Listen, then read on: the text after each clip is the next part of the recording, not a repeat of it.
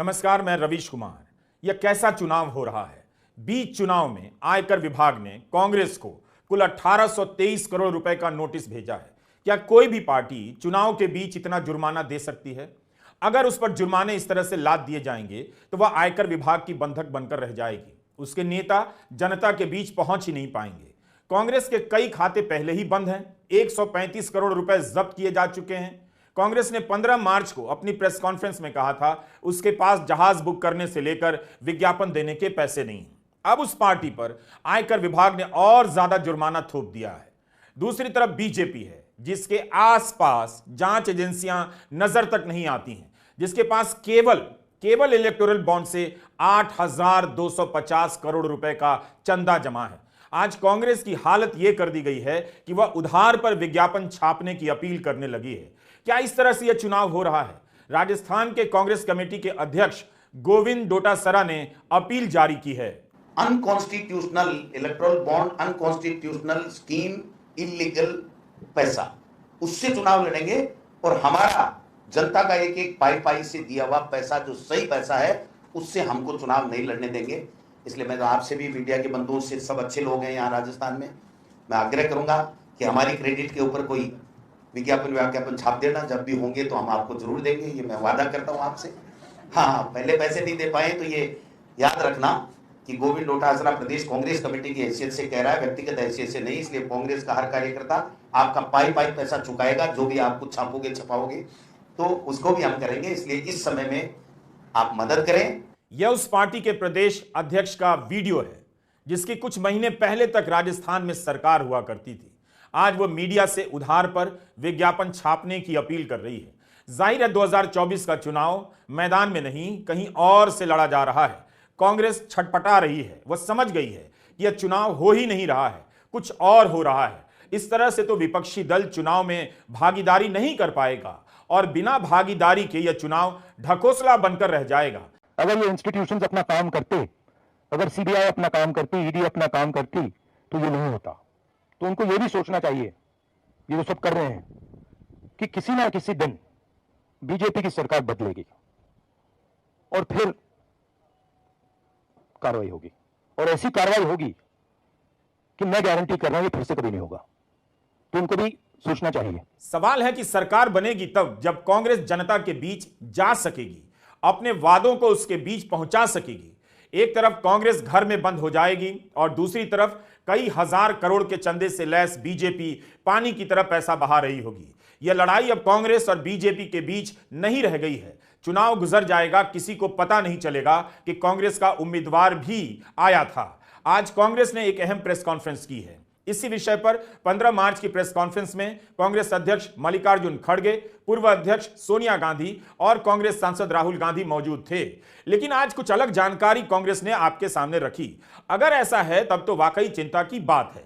यह कैसे हो सकता है कि जिन बातों के लिए कांग्रेस पर 1823 करोड़ का जुर्माना लगाया गया है, उन्हीं बातों के लिए, उन्हीं गलतियों के लिए बीजेपी के खिलाफ कोई एक्शन नहीं लिया जाता है। अजय माकन ने कहा कि कोई भी आम नागरिक चुनाव आयोग की वेबसाइट से इन दस्तावेजों को डाउनलोड कर सकता है, खुद से हिसाब लगा सकता है, जिसके आधार पर कांग्रेस ने आयकर विभाग से मांग की है कि बीजेपी पर भी 4600 करोड़ का जुर्माना लगना चाहिए। 2017-18 के अंदर बीजेपी ने 1297 लोगों के डोनेशन जिन्होंने दिए हैं, उनका कोई एड्रेस, उनका कोई पता नहीं दिया, सिर्फ नाम लिखा और छोड़ दिया, उसका कोई पता नहीं दिया। पता इसके अंदर नाम और पता दोनों देना। और कुल कितनी राशि? 42 करोड़ रुपए की राशि। 42 करोड़ के लोग की राशि के बारे में कोई अता पता नहीं है कि वो आदमी जो है कहां रहता है, क्या पाकिस्तान में रहता है, क्या किस जगह पे हमारे देश में रहता है, उसका एड्रेस क्या है। और ये क्लियर वायलेशन है।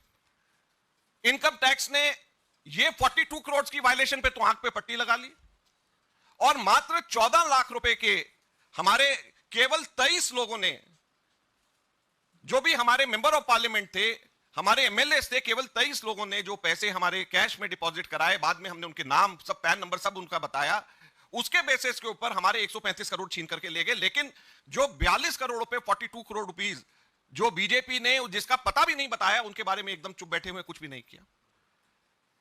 1297 लोगों का पता नहीं बताया। 1297 और 92 लोगों के तो नाम भी नहीं है। डोनर्स की लिस्ट है और 92 लोगों का नाम और पता नाम ही नहीं है कि ये 92 लोगों का नाम कौन सा है। अजय माकन है, जयराम रमेश है, अजय कुमार है, वो नाम भी नहीं उन्होंने उसके अंदर लिखा। 92 लोगों का, तो 92 लोगों का नाम नहीं, 1297 के एड्रेसेस नहीं, ये सिर्फ 2017-18। अब हमने हर साल का और खास तौर के ऊपर पिछले 2 सालों का जब एनालाइज किया तो पिछले 2 सालों में 253 लोगों के नाम नहीं, 2.5 करोड़ ऐसी राशि ली है जिसका नाम भी नहीं है। 1.05 करोड़ लिया है 126 लोगों का पिछले 2 सालों में जिनका एड्रेस नहीं।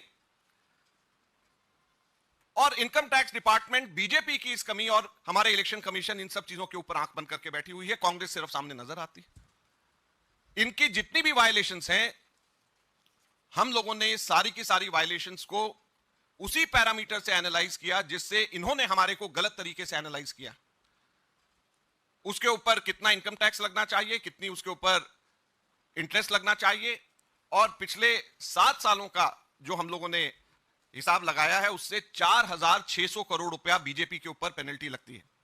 4,600 करोड़ रुपए, 4,600 करोड़ रुपीस पेनल्टी बीजेपी के ऊपर लगती है। अजय माकन बता रहे थे कि बीजेपी ने भी चंदा देने वाले कई लोगों की पूरी जानकारी चुनाव आयोग को नहीं दी। किसी कॉलम में नाम तो लिखा है मगर उसका पता नहीं है, किसी कॉलम में केवल पैसा लिखा है, किसने पैसा दिया, कहां रहता है, इसकी कोई जानकारी नहीं।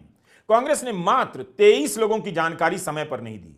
उन्होंने केवल 14 लाख रुपए का चंदा दिया था तो उस पर 135 करोड़ का जुर्माना लग गया।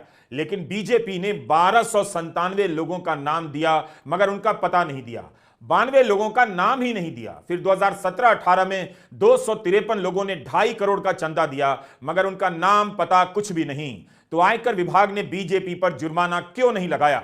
अगर ऐसा हो रहा है तो क्या चुनाव आयोग को यह सब नहीं देखना चाहिए? अब हम सिंपली ये पूछना चाहते हैं, एक बड़ी सिंपल सी चीज पूछना चाहते हैं कि चलानी डायरी के बेसिस के ऊपर इनकम टैक्स डिपार्टमेंट जाग जाता है, लेकिन जैन डायरी में जिसमें अडवाणी जी, और उस वक्त अडवाणी जी बीजेपी के नंबर 1 नेता हुआ करते थे, उसके बेसिस पे बीजेपी के ऊपर क्यों नहीं टैक्स मांगा जाता है, इनकम टैक्स?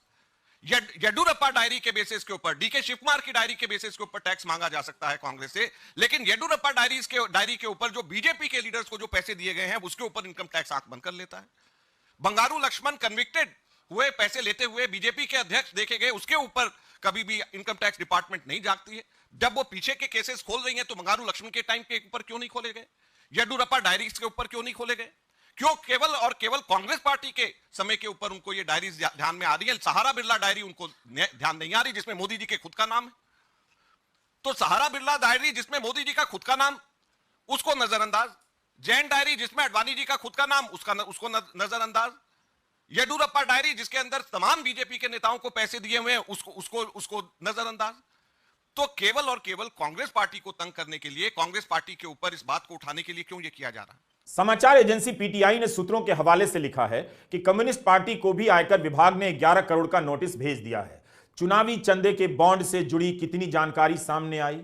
जिन कंपनियों का मुनाफा कुछ लाख में है वो कई 100 करोड़ रुपए का चंदा दे रही हैं। कंपनियां बीजेपी को 500 करोड़ का चंदा दे रही हैं मगर ईडी या आईटी की नजर बीजेपी की तरफ जाती ही नहीं है। बीच चुनाव में विपक्ष को इस तरह से घेर लिया गया है।